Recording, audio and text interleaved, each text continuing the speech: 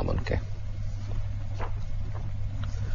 রাজধানীতে এক আলোচনায় বক্তারা বলেছেন, নাগরিক সমাজের বক্তব্য শোনার আগ্রহ কমে যাচ্ছে সরকারের উপদেষ্টাদের।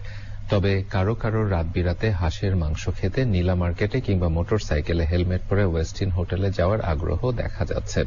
এমনকি যোগ্যতা না থাকা সত্ত্বেও অস্ত্রের লাইসেন্স পাওয়ার ঘটনাও ঘটেছে। সেন্টার ফর গভর্নেন্স স্টাডিজের আলোচনায় এসব বলেন বক্তারা। রিজভিন নেওয়াজের রিপোর্ট। ড্যাপ নিয়ে জটিলতা টেকসই নগরায়ণ শিরোনামে রাজধানীর সিড্যাপ মিলনায়তনে আলোচনা। মূল প্রবন্ধ উপস্থাপন করেন centre for governance studies CGS এর নির্বাহী পরিচালক পারভেজ করিম আব্বাসী।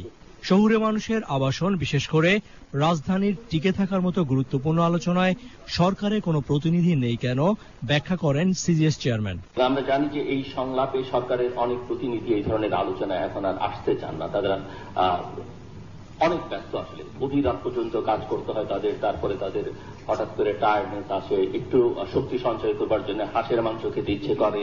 তারপরে সেখান থেকে তারা 300 ফিটে যান এবং প্রায় প্রতিনিয়তই যান। আমরা সাধারণ মানুষের ভোগান্তি কথা বলি, কিন্তু অনেক পরিবেশ পরিকল্পনাবিদ তাদের কথাগুলো ন্যায়সঙ্গত, কিন্তু তারা থাকেন হচ্ছে গেটেড কমিউনিটিতে, তারা থাকেন হচ্ছে বিদেশে, এখানে 7 মাস। তাদের কাছে ঢাকা শহরের জ্যামটা লাগে। তো ঢাকা শহরের বেশিরভাগ লোককে আমরা এখন চেয়ারম্যান মাউসেতুগের মতো আমরা আধা লোককে পাঠিয়ে দিব এখানে। সব সরকার মিলে ঢাকাকে বসবাসের অযোগ্য করে তুলেছে বলে মত দেন আলোচকরা। রাজুকের চৌহুতে যাওয়ার 1 কিলোমিটার আগে থেকে নাকি গাছপালা নাকি টাকা খায়। ঢাকার সম্পূর্ণ মৃত্যুর কারণের জন্য রাজুককে আমরা দায়ী করব। রাজুক ডিসম্যান্ডেল করে দেওয়া উচিত। আমাদের দেশের 1/3 লোক সবসময় রিস্কে আছে, তারা আবার এক্সট্রিম পভার্টি লেভেলে নেমে যাবে। তারা কখন নামবে না, তখন তাদের ছোট্ট একটা থাকার জায়গা হবে। আপনারা ঢাকার ভবিষ্যৎ নিয়ে ভাবছেন, কিন্তু বাংলাদেশের তো ভবিষ্যৎ অন্ধকার।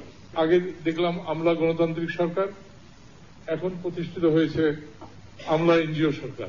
আর বসবাসের উপযোগী ঢাকা করতে হলে আপনার প্রথম কথা লাগবে সৎ শাসক, ন্যায় নীতি, নিষ্ঠাবান এবং একটা গণতান্ত্রিক পরিবেশ আসতে হবে।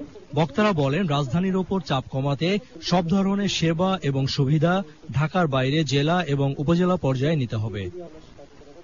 রিজভিন আওয়াজ, চ্যানেল আই, ঢাকা। পদ্মা বহু